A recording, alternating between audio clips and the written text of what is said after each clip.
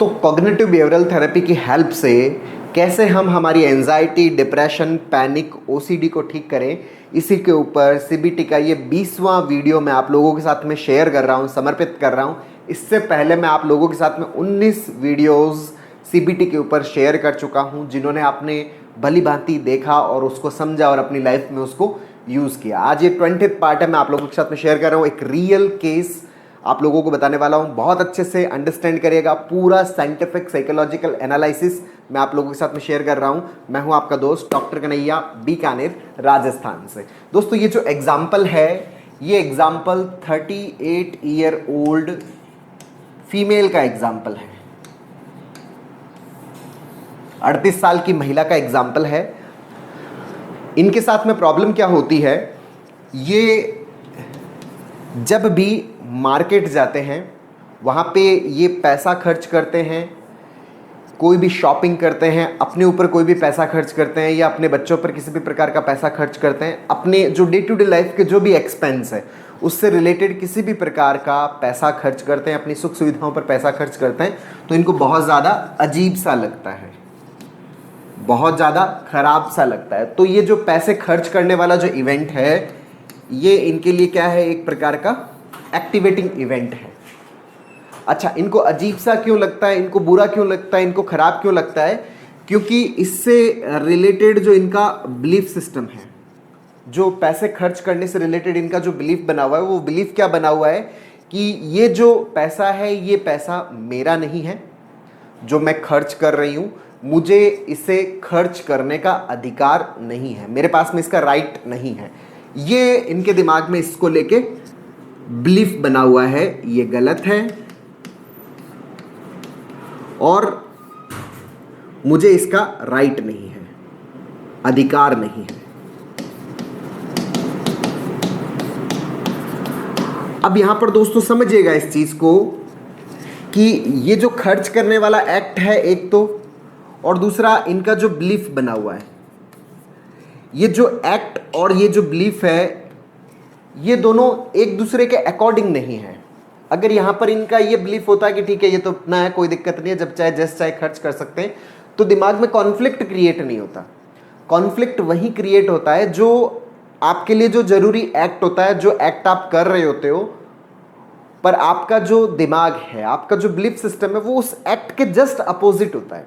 मतलब दो चीज़ें हो जाती है, एक तो इस एक्ट को करने के लिए थॉट चाहिए, एक आपके इस बिलीफ सिस्टम के अकॉर्डिंग थॉट। तो ये दोनों चीज़ें एक दूसरे के क्या है, अगेंस्ट है। और जब दो चीज़ें एक दूसरे के अगेंस्ट होती है, हमारे दिमाग में दो चीज़ें क्रिएट होती है, दो प्रायोरिटीज़ क्रिएट होती है, तभी कॉन्फ्लिक्ट पैदा होता है, तभी एंजाइटी पैदा होती है, स्ट्रेस पैदा होता है, डिप्रेशन पैदा होता है, पैनिक पैदा होता है, ओसीडी पैदा होती है, जब दो चीज़ों के अंदर कॉन्फ्लिक्ट होता है। अच्छा, इनको इसके अकॉर्डिंग भी चलना है। क्यों चलना है? क्योंकि डे टू डे लाइफ के अंदर जितनी भी चीज़ें करनी है, जितने भी काम करने हैं, पैसे की तो ज़रूरत पड़ेगी। वहाँ पे आपको पैसा खर्च करना ही पड़ेगा, इलाज के लिए खर्च करना पड़ेगा, एजुकेशन के लिए खर्च करना पड़ेगा, जो भी अपने पर्सनल जो एक्सपेंसेस है डे टू डे लाइफ के, उन सब के लिए पैसा खर्च करना पड़ेगा। लेकिन इस खर्चे के साथ में ये जो थॉट है, ये जो बिलीफ बना हुआ है, ये इस एक्ट के अगेंस्ट है। इस कारण इनको इतनी ज़्यादा परेशानी हो रही है। अब यहाँ पर यह भी बहुत अच्छे से समझना पड़ेगा, अगर हम इस प्रॉब्लम से, इस कॉन्फ्लिक्ट से बाहर निकलना चाहते हैं, सीबीटी की प्रैक्टिस सही तरीके से करना चाहते हैं, तो हमें यह भी बहुत अच्छे से समझना पड़ेगा कि ये बिलीफ बना कैसे। इसके लिए थोड़ा सा ये बैकग्राउंड अच्छे से समझिएगा जो मैं आपको एक्सप्लेन कर रहा हूं। दरअसल इनके जो हस्बैंड है वो आर्मी में थे। इनके हस्बैंड अपने माता पिता की सेकेंड जो बच्चे थे, जो इनका फर्स्ट बेटा है वो अपने माता पिता के साथ रह रहा है, और ये जो हस्बैंड है ये आर्मी में थे, ये देश की सेवा करते करते शहीद हो गए। अब बड़े वाले बेटे के साथ में इनके जो माता पिता, मतलब जो ये महिला है, इनके जो सास ससुर है, वो अपने बड़े वाले बेटे के पास में रह रहे हैं। वहाँ पर जितनी भी उनको सुख सुविधा है वो सारी उनको मिली भी है, जो भी उनकी प्रॉपर्टी है वो उनके पास में है। इनको अपने हस्बैंड के शहीद होने के बाद में जो पेंशन है, वो पेंशन इनको मिलती है।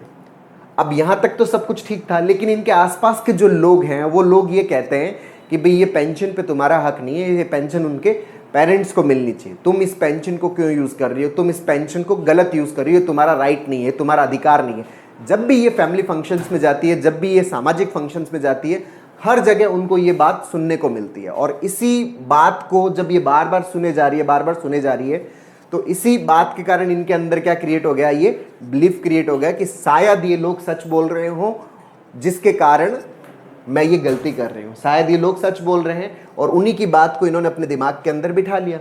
लेकिन चूंकि डे टू डे लाइफ के लिए तो किसकी जरूरत है, पैसों की जरूरत है। उसी के कारण ये क्या क्रिएट हुआ, कॉन्फ्लिक्ट क्रिएट होगा। इसको बहुत अच्छे से समझिएगा। और इसी कॉन्फ्लिक्ट की वजह से जो यहाँ पर जो कॉन्सिक्वेंसेस क्रिएट हो रहे थे, इमोशनल कॉन्सिक्वेंस, इनको बहुत ज़्यादा घबराहट, बहुत ज़्यादा बेचैनी हर वक्त फील होती रहती, गिल्ट फील होती रहती थी।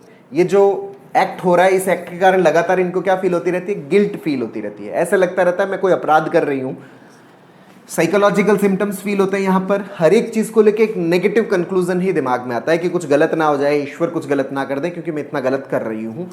इसके कारण फिजिकल कॉन्सिक्वेंस, नींद का प्रॉब्लम रहता है, पेट का प्रॉब्लम रहता है, कभी कभी ब्रीदिंग प्रॉब्लम्स होती है, धड़कन बढ़ जाती है। इसके अलावा जो बिहेवियरल सिम्टम्स, मतलब ये पैसा तो खर्च कर रहे हैं लेकिन उस चीज़ की जो फीलिंग्स है, वो फीलिंग्स इनको फील नहीं हो पा रही। जो मज़ा है, अपने आसपास के वातावरण का जो मज़ा है, आसपास की सराउंडिंग के साथ में जो कनेक्टेड फील करने वाला जो मज़ा है, वो मज़ा इनको फील नहीं हो पा रहा। तो ये तो है सीबीटी का ए, बी और सी वाला पार्ट, जो आप बहुत ही भली भांति समझ चुके होंगे। A for activating event, B for belief, मतलब इस एक्टिवेटिंग इवेंट से जुड़ा हुआ जो बिलीफ है वो क्या है, और सी फॉर कॉन्सिक्वेंस, मतलब ये जो बिलीफ है, इस बिलीफ के कारण शरीर और मन पर क्या प्रभाव पड़ता है, उसको अपन क्या बोलते हैं, कॉन्सिक्वेंस बोलते हैं। अब आता है सीबीटी की प्रैक्टिस का सबसे इंपॉर्टेंट पार्ट, जो कि कौन सा है, डिस्प्यूट वाला पार्ट। अच्छा, डिस्प्यूट वाले पार्ट के अंदर हम क्या करते हैं, जो एक्टिवेटिंग इवेंट से जुड़ा हुआ जो बिलीफ है, ये बिलीफ अगर सही है तो इसके फेवर में पॉइंट्स क्या है, और ये गलत है तो इसकी जगह मोर रियलिस्टिक, मोर एडेप्टिव थॉट क्या होगा, यही पार्ट है डिस्प्यूट का।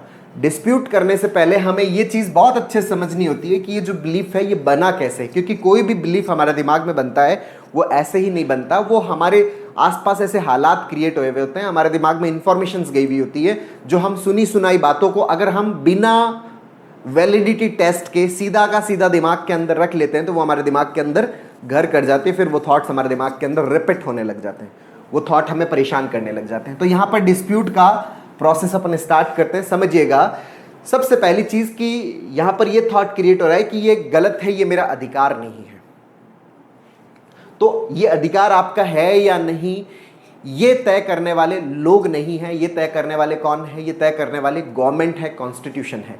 तो गवर्नमेंट और कॉन्स्टिट्यूशन का रूल क्या है, तो उन्होंने मुझे उसका रूल भी बताया। उनका कॉन्स्टिट्यूशन का रूल क्या है, गवर्नमेंट का रूल क्या है, कि जो शहीद की जो वाइफ है, उनके जो बच्चे हैं, उनको इसका बेनिफिट मिलता है। अगर पेरेंट्स ऑलरेडी सेटल्ड है तो पत्नी को इसका बेनिफिट मिलना चाहिए, और उसी कानूनी प्रक्रिया के तहत ही उनको ये सारी की सारी सुविधाएं उपलब्ध करवाई जा रही है।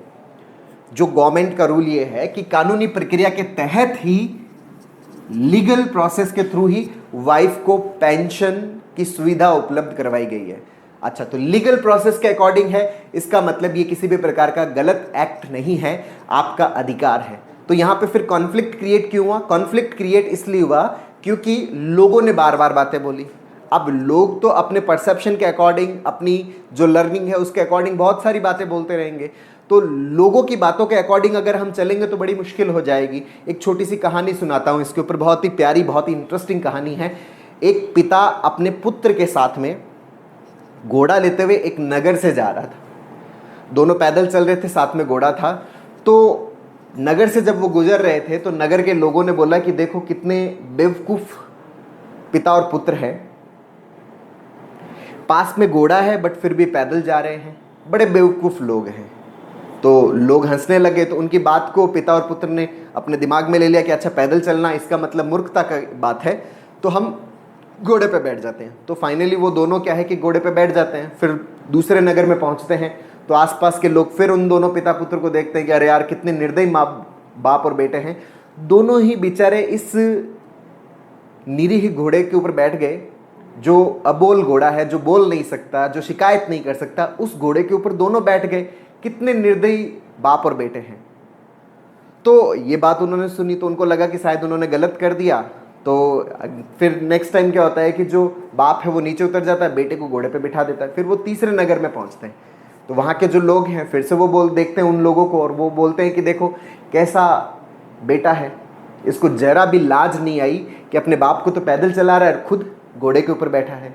तो उनको लगा शायद ये भी गलत है, तो बाप फिर घोड़े पे बैठ जाता है और बेटे को पैदल चला देता है। तो वो फिर चौथे नगर में जाते हैं, तो लोग उनको देख के फिर बोलते हैं कि अरे यार कैसा निर्दयी बाप है, एक छोटा सा बच्चा उसको तो पैदल चला रहा है और खुद घोड़े के ऊपर बैठा है, तो लगता है ये भी गलत है। तो पांचवें नगर में वो घोड़े को अपने कंधे पे उठा के चलने लग जाते हैं। वहां पे भी लोग खूब सारा हंसते हैं कि कैसे बेवकूफ बाप और बेटे कि घोड़े को अपने ऊपर बिठा के चल रहे हैं, जिसके ऊपर बैठना होता है खुद उसके ऊपर बैठ रहे हैं। तो लोग जो है वो हर एक सिचुएशन के अंदर कुछ ना कुछ बोलेंगे। उनका काम है भाई, बोलने का काम है। अगर हम उनके अनुसार चलेंगे तो हम चीज़ों को सही तरीके से नहीं कर पाएंगे। यहाँ हमें बहुत अच्छे से चीज़ों को समझना पड़ेगा। लोग अपने परसेप्शन के अनुसार कुछ ना कुछ बोलते ही रहेंगे, तो हम अगर उनकी बातों को वैल्यू देते चले जाएंगे, उनकी बातों को अपने दिमाग में रखते चले जाएंगे, तो हमारे लिए जीना बड़ा मुश्किल हो जाएगा। तो वहाँ पर हमें इस चीज़ को समझना पड़ेगा, जो सही है, सही क्या है, जो गवर्नमेंट के अकॉर्डिंग हो रहा है, जो लीगलिटी के अकॉर्डिंग हो रहा है, दैट इज़ राइट। इस चीज़ को हमें बहुत अच्छे से समझना पड़ेगा। बार बार अपने आप को ये एक्सप्लेनेशंस देनी पड़ेगी। जब भी हम इस तरह का कोई भी एक्टिवेटिंग इवेंट वाला कार्य कर रहे हैं, कहीं पर भी खर्च कर रहे हैं, दिमाग में जब भी ये थॉट आ रहा है, उसी समय तुरंत हमें अपने इस थॉट को डिस्प्यूट करना पड़ेगा, इस थॉट को हटाना पड़ेगा। और जितना हम हटाएंगे, जितना हम इसको डिस्प्यूट करेंगे, उतना ही हमारे अंदर ईजीनेस आएगी, उतनी ही हमारे अंदर नॉर्मलिटी आएगी। तो इसकी हमें रेगुलरिटी के साथ में प्रैक्टिस करनी पड़ेगी। दोस्तों यहाँ पर इस चीज़ को बहुत अच्छे से ध्यान रखना। मैं बार बार प्रैक्टिस के बारे में बोल रहा हूँ। ये बार बार प्रैक्टिस के बारे में क्यों बोल रहा हूँ? क्योंकि हमारा जो बिलीफ है, ये कोई सिंपल थॉट नहीं है, ये एक बिलीफ है।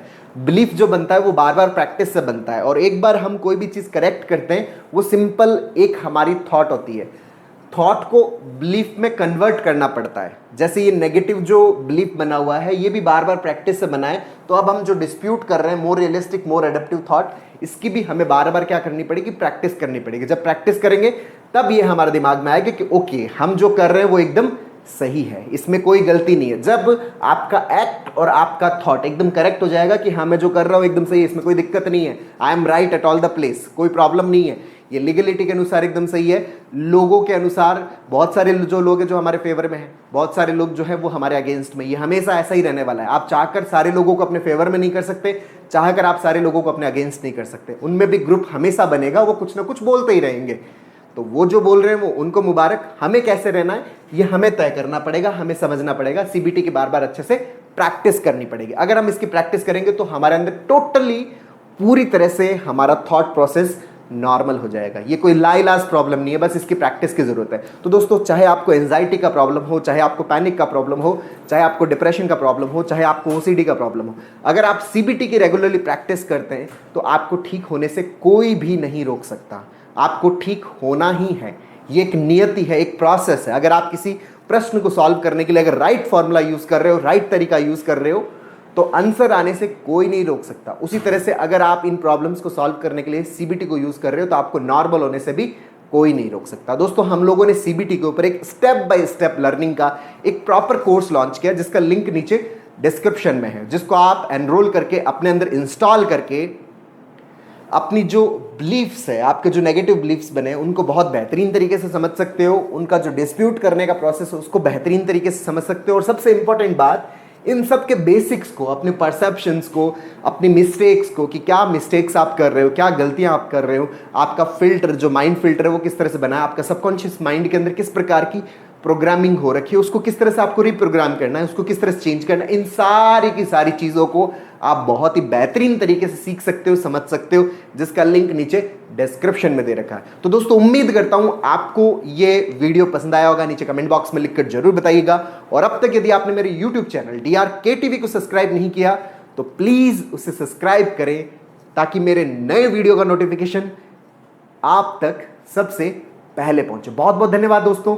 जय हिंद, जय भारत।